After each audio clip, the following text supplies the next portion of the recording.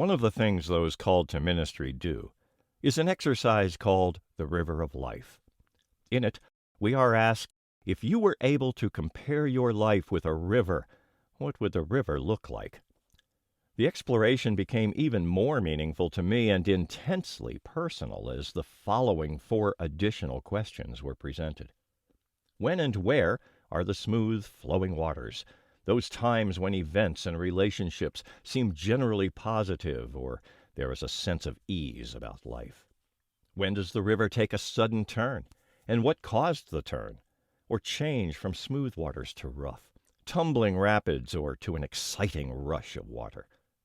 Are there rocks or boulders falling into your river, unexpectedly landing there, changing its direction forever? Are there points at which it flows powerfully and purposefully, or seems to slow to a trickle? At one retreat, we were asked to present drawings of our rivers. I was surprised as the youngest among us held up sketches that seemed very short, whereas mine had 2 pages of tributaries. Then again, I'm sure our angels were amused by the fact that, on the scale of eternity, I somehow thought my life was long. The tributaries for my river featured the occasional puddle that I associated with being housebroken. There were also refreshing springs that I remember as sweet-tasting. But by far, the thing I remember most is people from all walks of life talking to me. These were the babbling brooks, and I wasn't listening. Well, every once in a while a message might seep in.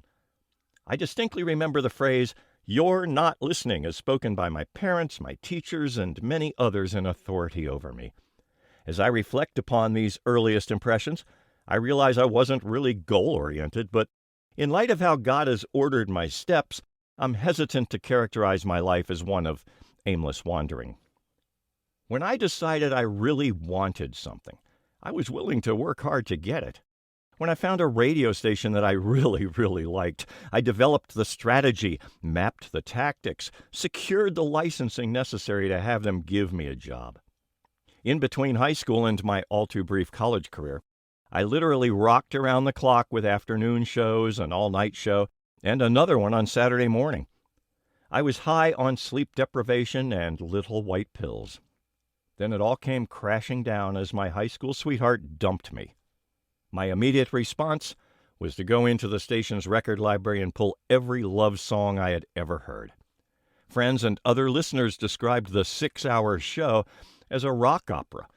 For me, one song in particular stood out. It was by Simon and Garfunkel and included the chorus, "I've just been faking it, not really making it." I was finally listening. What ensued was a 2-year program of soil conditioning wherein God prepared my heart for the seed that would finally take hold in 1972. The surreal would soon give way to an enthusiastic embrace of total reality. God used it in my life, and I can clearly see just how the river of that young life took a sudden turn. One night, as the Who song Baba O'Reilly was playing and the chorus Teenage Wasteland was ringing in my ears, I thought, how fitting, as the music stopped abruptly and the singer screamed, "They're all wasted." I remember thinking, I don't want to be wasted. This was the actual tipping point, or as I think of it, my Deuteronomy moment wherein God said, "I set before you life and death. Therefore, choose life." There was another song. It was not a chart topper, but even so, it would seem to be playing in the places I would frequent.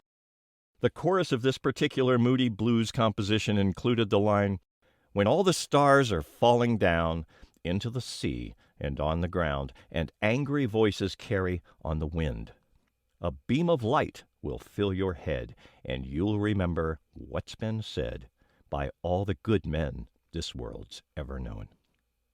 Somehow, whenever I heard the good men, I would think of Jesus. I didn't know anything about him, and I developed an insatiable appetite for reading about him, listening to songs about him, and having him orchestrate my thoughts. My rebirth in 1972 was brought about through a long labor. I knew from the get-go that my life would forever be about sharing the gospel of Jesus. I was grateful for my lowly origin, as well as my capacity for experience. I became a counselor of sorts to those who were struggling with the modern pleasure mania. I shared my experience describing how Jesus encouraged me to make healthier substitutions. Instead of reaching for a cigarette, I reached for the guitar. I gravitated towards music that was meaningful to those with ears to hear, including the new me. I traded a life with no discernible goal orientation to one with a career that was informed and inspired by the concept of service throughout eternity.